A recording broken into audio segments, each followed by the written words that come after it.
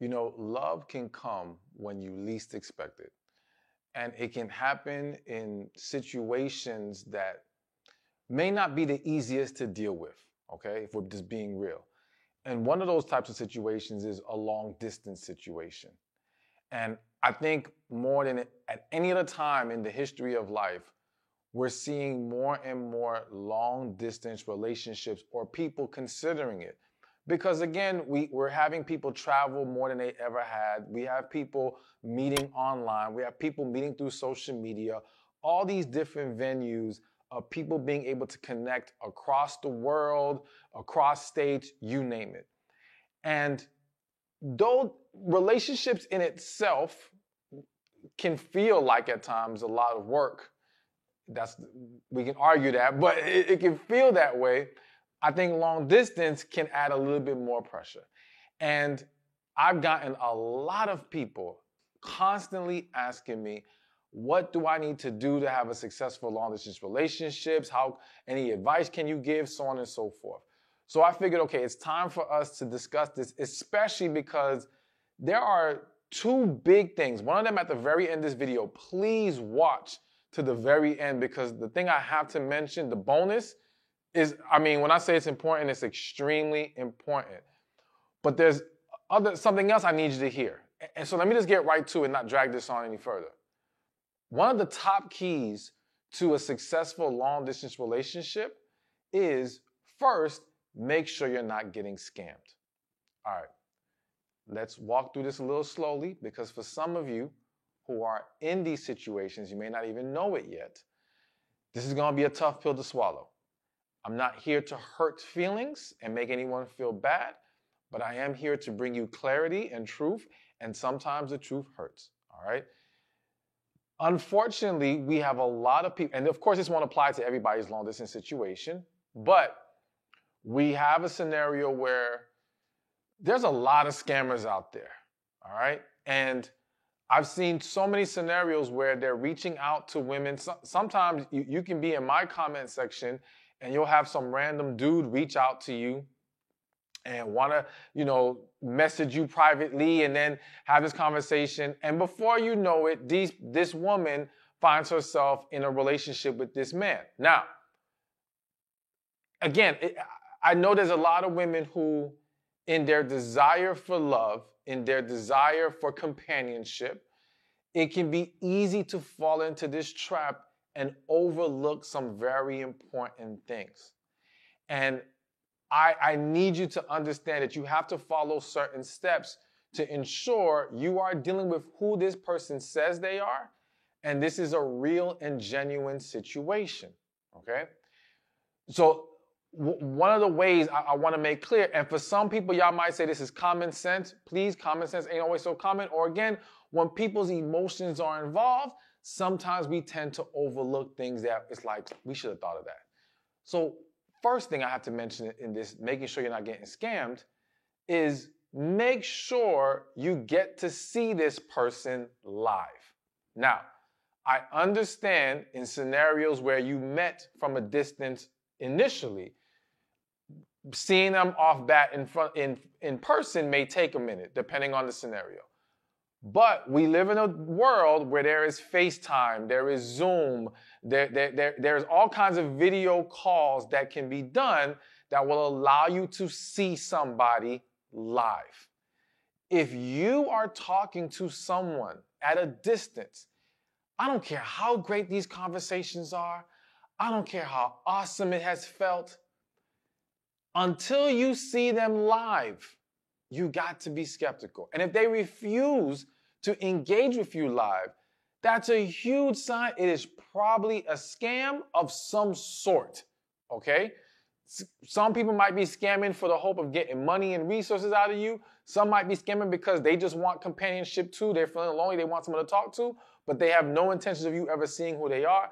Whatever the case may be, if they're unwilling to go live, it's a problem. Now, let me be very clear. This might sound super crazy to y'all, but because we live in a world of AI, I had a follower once send me a video that a scammer who got in contact with her and had her feeling like she was in a relationship with me or dating me of some sort.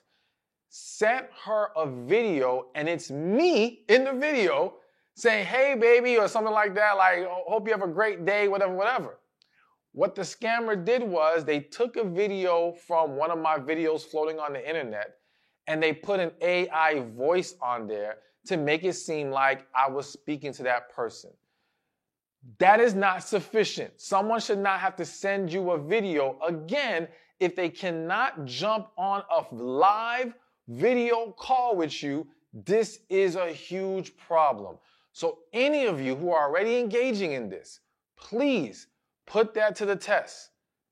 Let's give another huge sign or huge thing you got to look out for to make sure you're not getting scammed. And of course, we're going to get to when it's a real thing going on, real long distance relationship.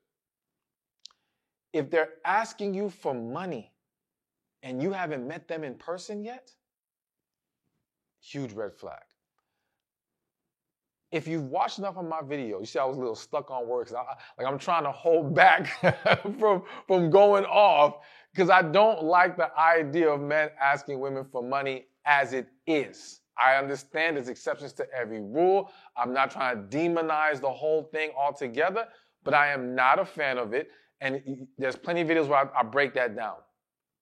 However, when we add the layer of a long distance situation with someone who has yet to even see you, it's just very, very likely that they're scamming. And again, I have come across situations where people were dating someone, and in some cases, they didn't see them live as a video call, whatever, and the money situation happened, and they did send it. And again, I don't want y'all to beat yourselves up. I don't want to make you feel horrible right now. I just want to wake you up from whatever you've been falling into so you can get out of it, okay? So we're not going to go on and on, but the bottom line is, yes, beware. There are scammers out there. Make sure you verify they're real, they're genuine. And then from there, once they've passed those tests, we can move on to these next points on how you can have success long distance. All right, so now another big tip, and this is kind of more of a foundational thing for you to have a successful long distance relationship, is you need to first be honest with yourself about what you can handle, okay? So when I've come across a lot of people, men and women, who are entertaining or already in a long distance relationship, a lot of times people are willing to do that because, of course, you fall for someone, you want them to be yours, you don't want them to be entertaining other people. And so there's this need to feel like, okay, we got to make it an official relationship so I can lock them or lock myself into their life, right? But in the rush to do that, we many times overlook, can we really deal with the dynamics of long distance, okay? So for example, let's say you are a very affectionate person. You value physical intimacy very much. Well, if you ignore that and get into a long distance situation and you're not very honest about that in a way that can help navigate and manage those needs, right? There's a very good chance you're going to find yourself in a very unfortunate predicament where you may cross certain lines, all right? Or you may become very unhappy, and that unhappiness comes out of you in different ways that still sabotages the relationship. So you got to be real. Can I handle the fact that I can't see this person as often as I would like? Because again, there are some people who genuinely, their need for quality time is not as high or as severe as the next person. It doesn't make either one right or wrong. It's just who they are, okay? And you got to be able to recognize that. So if you know you need that in-person time, if you know that the fact that they're at a distance and therefore you'll have less information of what's going on with them, right? That you're going to be thinking about that a lot because let's just say you've been in previous relationships where you were cheated on.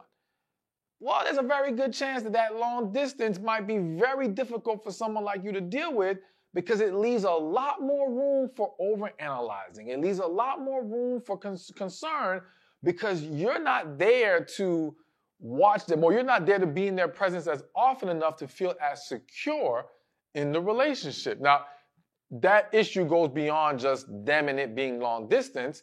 You got some things you got to heal from. But again, it just speaks to the fact of you being real with yourself. So in being honest about what you can handle, you do have to ask yourself the question of, would we be better off just being friends right now? Now, I know that is scary because being friends makes people feel like, well, then what if they go meet someone else? What if they go find someone else to be with? I understand the fear and concern, but if there's truly something special there, then I would argue, and you guys are honest with each other, you're transparent, you know what I'm saying? You make sure you express your feelings when they arise. I think it can still work out fine as friendship. At least with friendship, though, there's less pressure, and maybe it's just a matter of the timing is not right at the moment. And when we get to a place where we can actually be together, then we can try to make some things happen. So there needs to be a discussion of, there are feelings, there are real interests, but maybe friendship right now is best, as tough as that might be, all right? But either way, whatever it is, be real with yourself, because if you fool yourself into believing you're going to be okay with this when you're not, that's going to lead to much more problems than you would prefer. So now let's get to something that's going to really help in the actual long-distance relationship that's already going. And that is, you have to create a structure of interaction. Okay, so what am I talking about here?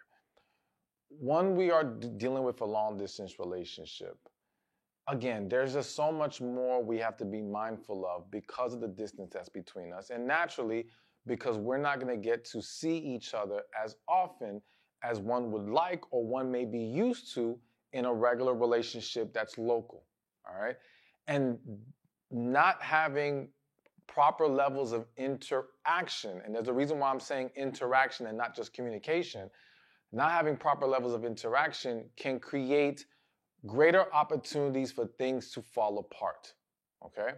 So we've got to come in being very honest and, I believe, structured when it comes to how often we need to communicate to be happy in this relationship. Because something I think people don't consider or they overlook a lot is that in general, not everyone has the same level of communication or interaction needs, all right? Meaning, you have some people who genuinely, they feel like we should be talking every single day, maybe even multiple times a day.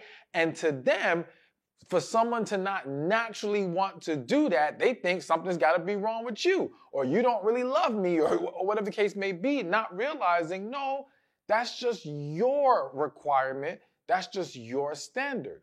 The next person may be okay with, all right, yeah, we can touch base, but we don't have to have a full-blown conversation every day. You know, even when it comes to levels of interaction, seeing each other, how much we have to see each other for me to be cool and be okay is going to be different from yours. So we should not go into, I believe even in a regular relationship, we should be discussing these things. But it's extremely, extremely important that we don't take this for granted or just assume that this other person is going to be on the same page as us. We got to be clear. Now, again, I say interaction, not just communication. So what I'm saying is this, excuse me, because when we hear communication, most people will just go to phone time, right? And of course, there needs to be a level of phone time. However, because we have better technology nowadays, I think it's important to even say how often we want to see each other through FaceTime or video call. So if we're creating a structure, just like people would have a date night, maybe we have a video night, all right? Maybe at least we try to do a video call once a week or a couple times a month or whatever the two people are comfortable and happy with, all right? As well as how often we need to actually not just talk to each other, but even just touch base, whether it be little texts and stuff like that, just setting a standard of what is going to allow me to feel happy and loved in this situation. But then we go a further step and we also discuss in advance, how often do we need to see each other to be okay? Because what I've seen in many long distance relationships is that where there is no structure and they're kind of just going with the flow, well, next thing you know, months pass by and they haven't seen each other. Several months, years pass by. And it's not simply always because, oh, one person doesn't have the desire to see the other. It's just life happens. And because we're not planning in advance, and again, creating a structure that we can be ready for, well, when that life situation hits, and just to give an example, let's just say we don't have an understanding of how often we want to see each other. So therefore, we're not saving up. We're not making sure we have enough money to get plane tickets, hotels, whatever the case needs to be. And so now an expense comes up, and because we don't have savings, we don't have anything for us, that money has to be used elsewhere. Now, that can still happen even when you plan, but it lessens the chance of outside interference, right? And it allows people to not just make plans financially, but make plans and structure with their time. Because again, because we don't have an agreement to when we're going to see each other, if I have to go somewhere else, or you have to engage in some other event or whatever the case may be, the timing just keeps not lining up. And even though it can be due to genuine reasons and outside situations out of people's control, it can still lead to one or both parties feeling neglected, feeling like the other person's not trying hard enough, or whatever negative perception that now starts to plant a very unhealthy seed in this relationship that can grow weeds and choke the life out of the relationship. All right? So to best mitigate that, structure is needed. I know a lot of people just feel, well, that's too rigid. We just want to go with the flow and all this. Listen, it don't mean we can't have spontaneous moments. It don't mean we can't flow outside of our structure. But at least if we have a foundation and something to look forward to and stick to, that helps a lot. And that's another thing I want to mention real quick. The reason also why structure and long distance helps so much, because it gives someone something to look forward to. If you are in a long distance relationship and you have no clue when I'm going to see my partner next, that can start to weigh on you or weigh on them and have a very negative impact. But when we're having a lonely moment or we're missing them, but we can say to ourselves, oh, but next month is our month to actually see each other in person, that can help you get through those moments and to where everything will remain good. So structure and planning ahead, extremely, extremely important to the success of a long distance relationship. All right, so let's keep this thing going. Another huge key to having a successful long distance relationship is discuss boundaries, and more specifically, discuss boundaries with other people. Here's what I mean. So again, a reoccurring theme you're going to hear me bring up is the fact that one of the big mistakes people make is assuming that someone knows how they should behave or move or operate when in a relationship with you, whether that be in person or long distance. And when people don't meet that expectation or what you feel should be, again, common sense, that leads to a lot of frustration, resentment, hurt, you name it. And one of those things I've seen come up a lot in a long distance relationship is how both parties interact with other individuals, okay? Now, this isn't simply about dating other people. I'm talking about, for example, let's say you're dating someone and they have friends of the opposite sex, okay? And now in your mind, when you're in a relationship with someone, you feel like, yo, there's certain ways you should and should not be moving with your friends, right? But the reality is that because it's long distance, it can skew how people will manage that aspect of their life. Because think about it like this. when people are local, face to face, right, and they have friends of the opposite sex, for most, not all, but for most, there tends to be a gravitation away from their friends to their partner, at least to some degree, right? And there tends to be more of an understanding of, well, I got my partner now, so I'm going to be giving them more attention and love, not out of any negative way or abandoning their friends, but just the natural progression of things. However, in long distance, not having your partner there means naturally more people are going to still be dealing with their friends at the same level. There's no gravitation away. Maybe when you're in town or they're in town with you, but when you guys are apart, they may continue to hang out with their friends in ways that they always did. It could be opposite sex or same sex friendships. But those behaviors or that hanging out can lead to concern. So let's just use an example. Excuse me. If it's a woman dating a guy, right? Let's say the guy has male friends, and the male friends and him, they're used to going out, hanging out with each other. Because let's say the other friends are still single, he's the one relationship, but because it's long distance, he'll probably be, I'm not saying this will always be the case, but there's a very good chance he'll be less inclined to not want to engage in going out with his homeboys still, since it's still at a distance. But to you, to that woman, it might be, yo, you in a relationship. I don't care if I'm not there. You ain't gotta be hanging out with your boys all the time. Like you better behave like a man in a relationship. And that can create tension, that can create arguments, things of that nature. And if we're keeping it real, one of the things that happens is that even if there's a disagreement with it, a lot of times people may not always be forthcoming and honest. And then there comes a time later in the relationship where they find out, oh, you was hanging out like this with your friends, you was doing such and such. Either way, there has to be discussions in advance, all right? I do think we have to be open-minded and understand that when it's long distance, yes, it's probably it's harder to be as strict with certain things, I think, because they still are, again, not having you around, not having each other around, will still want them wanting to hang around people in some cases. So there's more to navigate. But the bottom line is you got to discuss all those boundaries. But I do also think we have to discuss boundaries when it comes to random people, right? And how we navigate that. Because again, in a long distance relationship, there is a greater likelihood of unmet needs, right? Feelings of loneliness, even though you're in the relationship.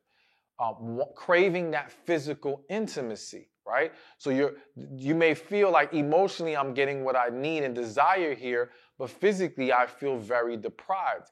And so if people are not careful with the boundaries they are or are not establishing with others, or how they carry themselves and where they go and the positions they put themselves in, well, it can open the door to people doing things they're not supposed to do. That's not making excuses. That's not saying it's okay. That's just speaking to the reality of what can happen if we don't think in advance and plan and structure and discuss boundaries. Now, of course, because it's long distance, can we guarantee people are honoring the boundaries we establish? We can't. Let's just be real with that. We can't. And I wouldn't want anyone to sit there constantly dwelling and overanalyzing, worrying that their partner isn't respecting boundaries. But I think at least if we have them established and discussed, it removes the misunderstanding layer of it. It lessens the chance in many situations of anything going wrong or anything that can look bad even when it's not bad, okay? Because we didn't know this kind of interaction may be a problem for my partner. So as the more we can discuss things and lay it all out and cover all our bases, the greater chance we can have success and eliminate friction, tension, and negativity. All right, so we got a few more and the bonus that I really need you to hear. But another important thing I had to throw in this list of keys to a successful long-distance relationship is make sure you're not using this as a defense mechanism. What am I talking about? I have found that a lot of people who have been hurt, who fear being fully vulnerable, right, but still desire companionship, sometimes seek out relationships where there is some level of a buffer there. When I say buffer, I'm saying like some kind of barrier that allows them to not have to fully give themselves or fully fall into things emotionally. So it's like it allows them to keep a certain level of distance while still engaging and enjoying it for what they can, right? And there's a lot of different ways people do that. I'm just gonna say it, we're not gonna talk about it, but some people purposely date married or taking individuals for this reason. That's a different video. But one of the other common ones is long distance relationship, right? So it's like I can have someone, but because they're not here, I don't have to constantly give of myself. I can check myself emotionally. I can keep myself at bay from having to fall too deep and be at that potential place of being hurt, okay?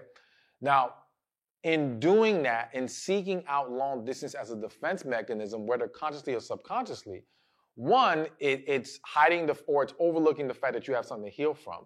But then two, it's very likely that you are not going to pick the person who's truly best for you. You're going to pick someone who is good enough to work with or try to be with, okay? Because if you were too into them, you probably wouldn't be able to handle being long distance in that emotional state that you're in, operating more out of fear. So you got to be mindful of this, because if you are attempting to have a long distance relationship for that reason, you are setting yourself up for failure, okay? And you're also essentially hiding behind this relationship in a way that blocks you from receiving not just the person who's best for you, but the life that's best for you. And you're not allowing yourself to address those deeper issues that need to be resolved that will unlock a greater level of happiness and open the door to more blessings in your life. So, as always, I don't want you to beat yourself up or feel bad. And I understand for some, if you're already in this situation, it may be difficult to now accept this reality and then completely pull yourself out of it. But I want to encourage you that if this does speak to you, this specific point, and this is what your situation is, I pray that you do what is best, that you embrace the strength that you do have to move in the direction you need to move in. Because continuing like this is not healthy for you, it's not healthy for them, and at the end of the day, it's not going to get you to where you belong. All right. Another huge key to having a successful long-distance relationship is that you need to have a plan for the relationship. So I've talked a lot about having structure in place for interaction and when you're going to see each other and all these different things. But what I've seen a lot, that a big mistake a lot of people are making when they're doing long distance, is there's no plan in place for the relationship itself. Meaning, all right now we're long distance. What is the plan as far as when one of you will move to the other, or you guys will move to the same place so that you guys can actually physically, consistently be together? What is the plan as far as, do we want marriage, and how do we plan on getting to that point of being able to marry each other?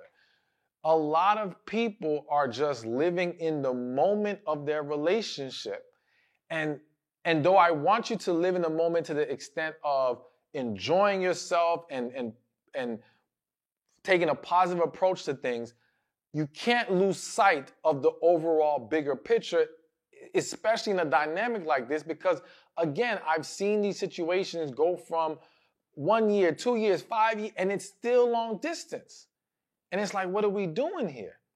And again, how long can each person truly handle being at a distance and not entertaining other people, not crossing lines we shouldn't cross?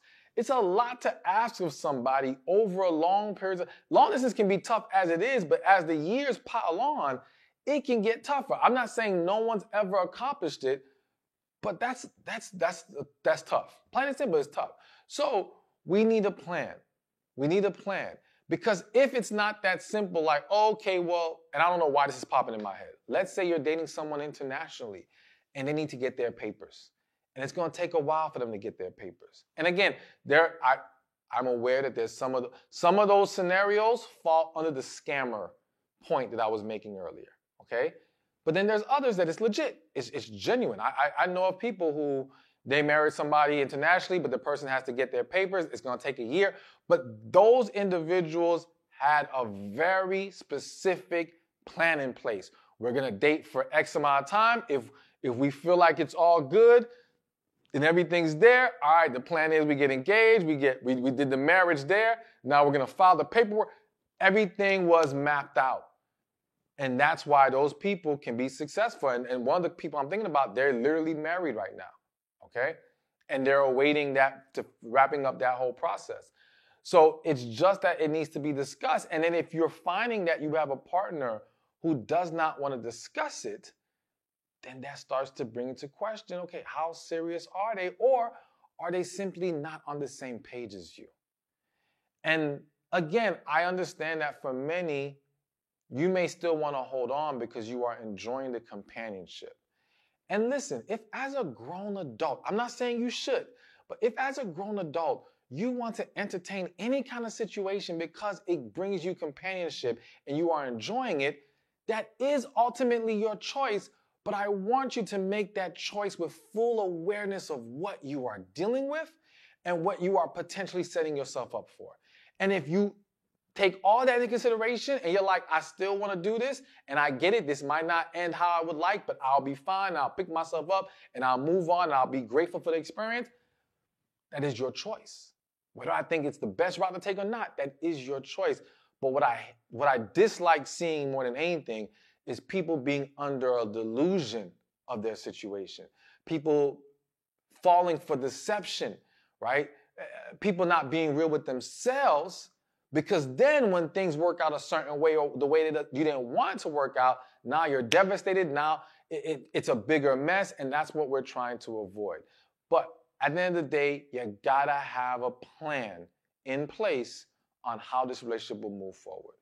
All right, so last but not least, and again, there's a bonus that I'm gonna mention right after this that is extremely important.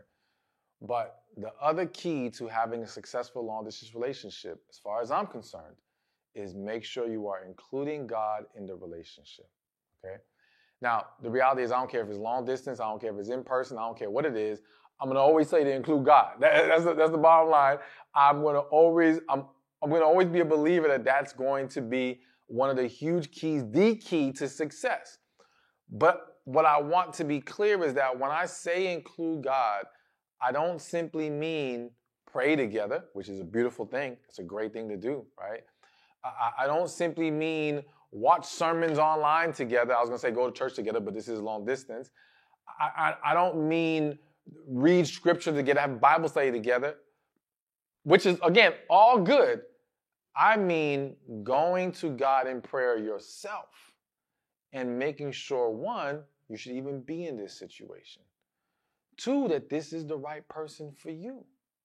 Three, what's so important, and again, this is regardless of your relationship dynamic, but think about how in a long-distance relationship, as I've mentioned before, there's so much room for overthinking, assuming, worrying, feeling lonely, all these things because we're at a distance.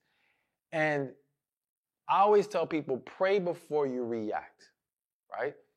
If you don't learn how to calm yourself down through talking to God, through letting God guide you in those moments where you're struggling, where you may be overthinking, where you are assuming something bad and it's not actually that case, it's going to make things more difficult for you. And then you may react in a way that can start to sabotage the relationship, that can stress you out, that can cause unnecessary problems.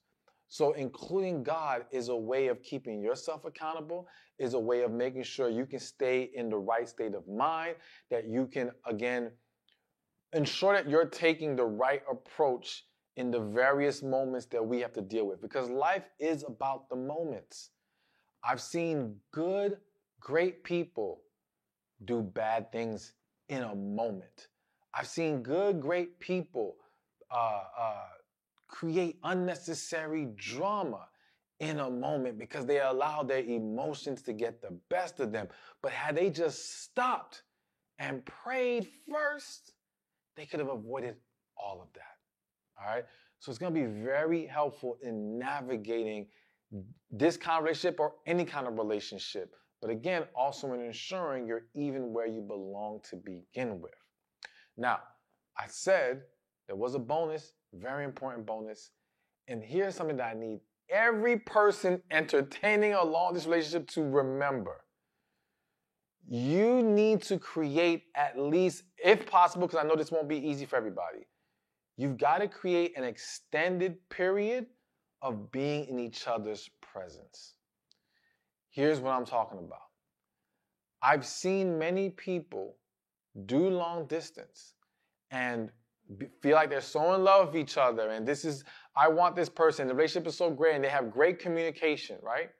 And because when they do see each other, it's for a day, it's for a weekend maybe, you're so excited to see your person that it's only good feelings. Of course, some people have had bad weekends and bad days seeing their partner even a long distance, but there's a greater chance that you will overlook that, or you'll be riding the high of the excitement of finally getting to be around them, that you won't get to see what's really here.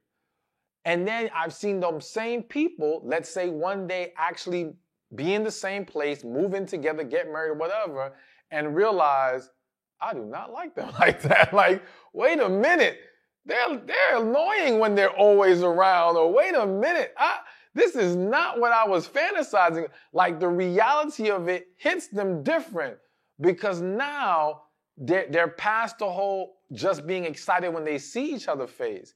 And the only way to achieve that is by extending the period of actually being around each other.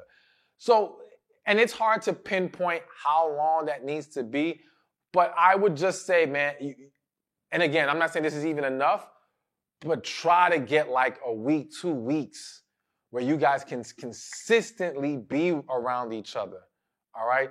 A long vacation with each other, or one of them coming, whoever's coming to the other for an extended period of time, so you can really see how much you two enjoy each other's presence and enjoy each other at the core, past all the surface level things that can be distracting you from that reality, all right? That way, you can make a more informed decision on if this is truly the right fit, and you two can go on to have an amazing, successful, long-term relationship. Thank you for watching this video. I pray it was helpful to you. Be sure to watch this one over here on 7 texting mistakes that can make a man lose interest. That once upon a time, phones did not exist, okay? Once upon a time, the only interaction people could have with each other was